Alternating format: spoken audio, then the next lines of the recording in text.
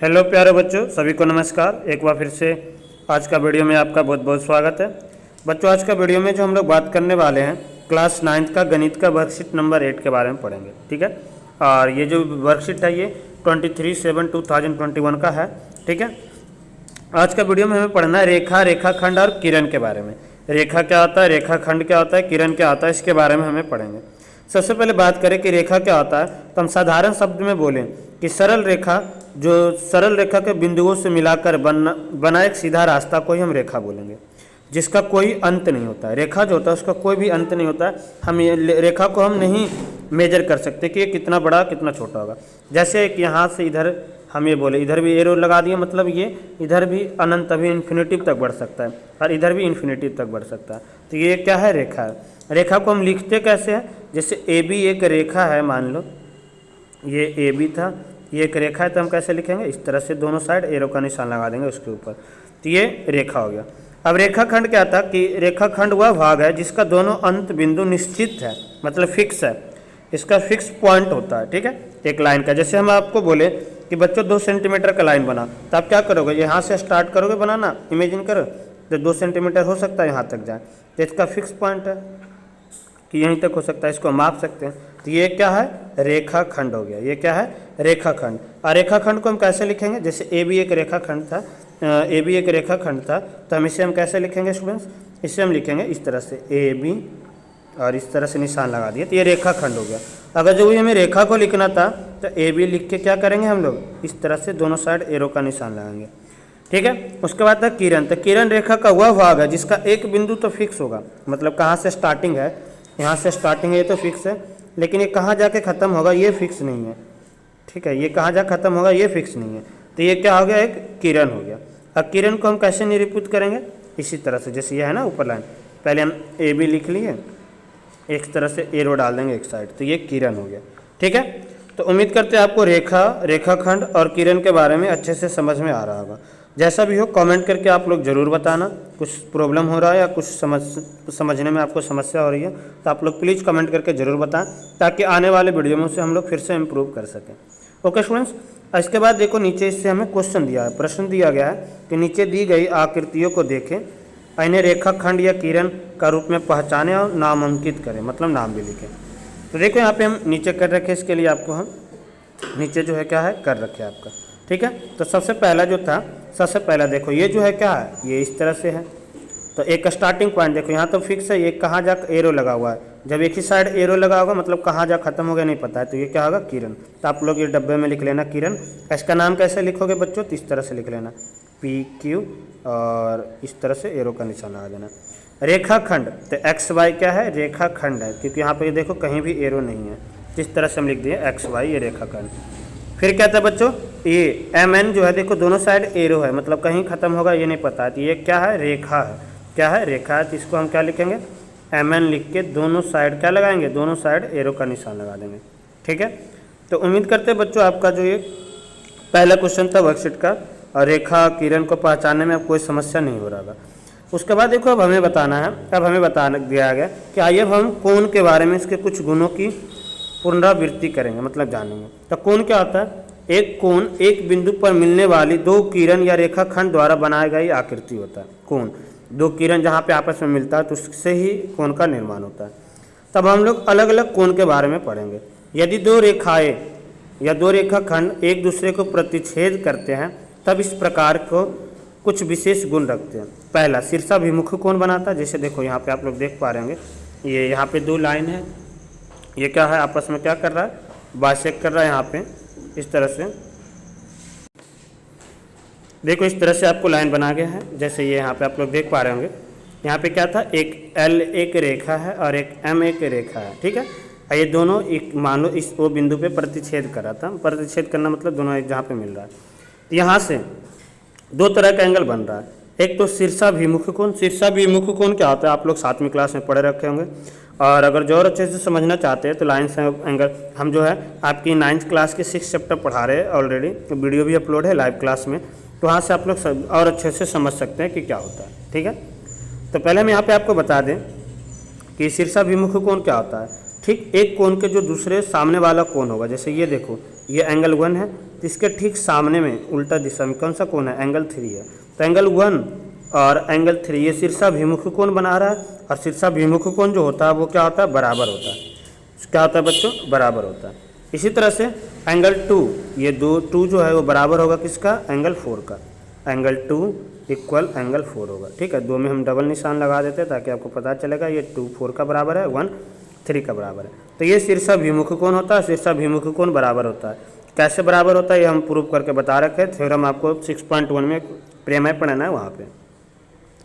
उसके बाद देखो उसके बाद आपको पढ़ना था बच्चों रैखिक युग्म कोण के बारे में। सरल रेखा युग्म कोण जिसे हम रैखिक युग्म कोण बोलते हैं, लीनियर पेयर ऑफ एंगल।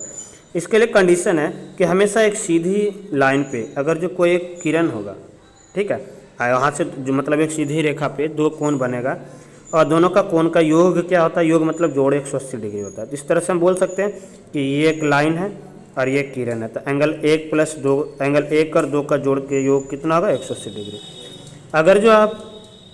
अगर जो आप बच्चों मान लो ये लाइन लिए, इस बार ये ले रहे थे, तो 3 + 4 का योग 180 डिग्री होगा। क्या, एंगल 3 + एंगल 4 भी 180 डिग्री हो सकता है। देखो ये लिख रखा है, एंगल 1 + 2 मतलब ये दोनों एंगल भी हो सकता है 180, 2 + 3 ये दोनों एंगल भी हो सकता है, 3 + 4 ये भी हो सकता है, 1 + 4 ये भी हो सकता है। सभी कैसे, हम एक करके बता रहे हैं।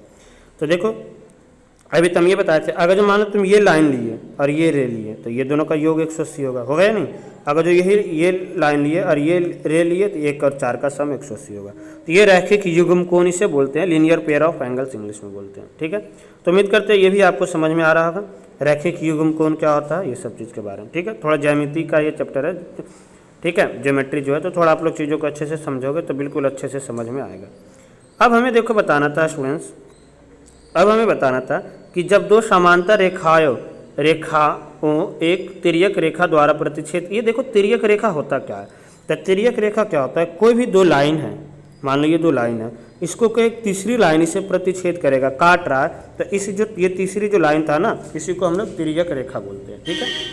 और इस प्रकार से कोण निर्मित होता है, इससे बहुत सारे कोण बनेगा। और जैसे यहाँ पे देख रहे थे L और M एक लाइन है, इससे N एक लाइन कट कर रहा था, तो यहाँ पे 4 कोण बना रहा था, angle 1, angle 2, angle 3, angle 4, angle 5, angle 6, angle 7 और एंगल 8।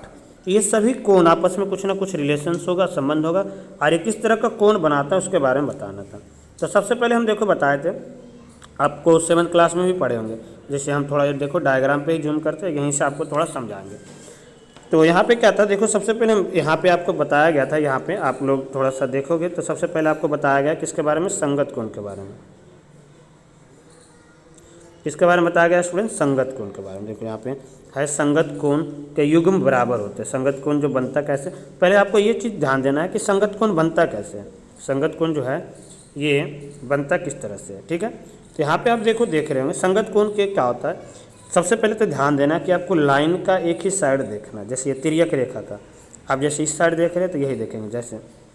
जैसे कि हम देखो अब यहाँ पे मान लो एक रफ डायग्राम बना रहे कि ये पूरी लाइन था, जैसे मान लो ये पूरी हम इतना ही देख रहे हैं, लाइन का एक साइड देख रहे हैं, तो आप लोग कॉपी पे इधर कवर करोगे तो यही चीज़ दिखेगा। यहाँ पे आपको दिख रहा है एंगल 1, फिर दिख रहा है एंगल 4, फिर दिख रहा है एंगल 5, फिर दिख रहा है एंगल 6। तो जो संगत कोण होता है, अगर जो इस लाइन का बाहरी कोण लेंगे तो इस लाइन का अंदर, मतलब सिंपल ध्यान देना है कि जैसे एंगल 1 लिए तो एंगल 4 को छोड़ देना, एंगल 5 लोगे तो एंगल 1 बराबर होगा एंगल 5 का। एक संगत कोण बनाता है, क्या बनाता है, संगत कोण, और दोनों क्या होता है, बराबर होता है। इसी तरह से अगर जो एंगल 4 आप लिए, एंगल 4 लिए तो फिर आपको 5 को छोड़ दो, क्या होगा, 8 का होगा, एंगल 4 = एंगल 8, ठीक है बच्चों। इसी तरह से अगर जो आप लोग मान लो इस साइड देखोगे तो 2 के बाद क्या होगा, 3 को आपको छोड़ देना और 6 लोगे, तो एंगल 2 = एंगल 6, ये संगत कोण हो गया। इसी तरह से एंगल 3 = एंगल 7, क्योंकि 6 को छोड़ देंगे, तो एंगल 3 = एंगल 7। तो ये 4 जो था पेयर, 4 जोड़ा जो था, ये किसका बना रहा था, संगत कोण का। देखो यही लिख रखा है यहाँ पे है, एंगल 1 = एंगल 5, एंगल 2 ये था, एंगल 2 = एंगल 6, और एंगल 1 = एंगल 5, फिर एंगल 3 = एंगल 7, ठीक है, और एंगल 4 = एंगल 8। तो ये संगत कोण था। उसके बाद था एकांतर कोण का युग्म भी बराबर होता है। अंतः एकांतर कोण, जिसे हम एकांतर अतः कोण बोलते भी हैं, अल्टरनेट इंटीरियर एंगल्स इंग्लिश में बोलते हैं। देखो पहले देखो इसमें नाम से ही आपको समझ में आ जाना चाहिए।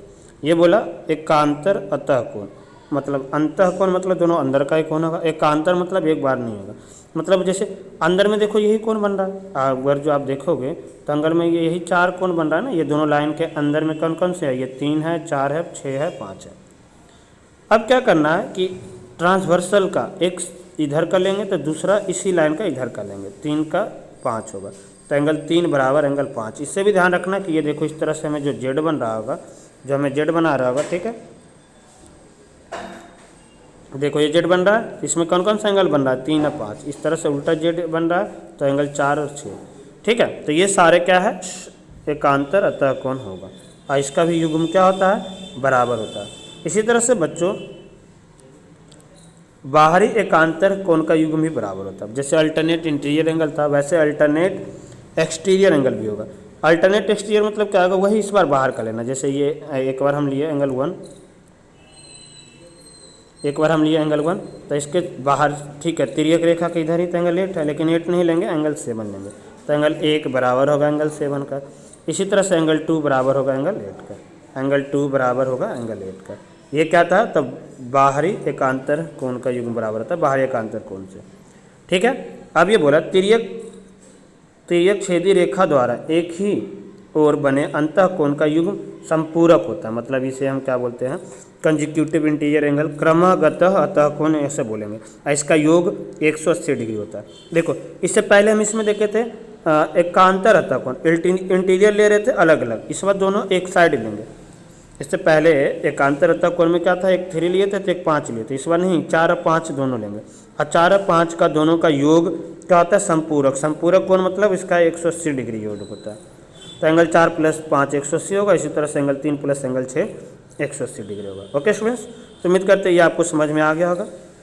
अब इसी से रिलेटेड हमें वर्कशीट में क्वेश्चन ये दिया हुआ है कि हमें एंगल 1 का मान दिया हुआ, एंगल 1 मतलब ये वैल्यू दिया हुआ है, हमें एंगल 2 निकालना है, मतलब एंगल 2 निकालना है, फिर एंगल 3 निकालना है, मतलब ये एंगल निकालना है, फिर एंगल 5 निकालना है, मतलब ये एंगल निकालना है, 1 दिया था, और एंगल 8 निकालना है, मतलब ये एंगल निकालना है हमें, ठीक है। ये सभी हम देखो करके रखे आपके लिए और कोशिश करेंगे आपको समझाएं। तो यहाँ पे आपको देखो डायग्राम दिख रहा था, तो डायग्राम दिख रहा है, सबसे पहले एंगल 2 निकालना है, तो एंगल 2 देखो आप लोग किस तरह से देख रहे होंगे, इतना हम छोटा सा डायग्राम बनाते हैं, पूरा नहीं, ये एंगल 1 है और ये एंगल 2 है। अब बताओ ये दोनों कौन सा कोण बना रहा है, अभी हम बताए थे रैखिक युग्म कोण बना रहा है, क्या बना रहा है, रैखिक युग्म कोण, और ये दोनों का योग कितना होता है 180 डिग्री, तो इसलिए एंगल 1 + एंगल 2 जो है वो क्या होगा 180 डिग्री होगा, तो यही लिख रखे हैं, एंगल 1 + एंगल 2 = 180 डिग्री। और रीजन आप लोग क्या लिखोगे बच्चों, आप लोग रीजन में लिखोगे क्या, रीजन में आप लोग लिखोगे रैखिक युग्म कोण से, एंगल 1 + एंगल 2 = 180 डिग्री रैखिक युग्म कोण। अब 1 का वैल्यू हमें दिया हुआ 115, तो 1 के जगह पे 115 रखेंगे।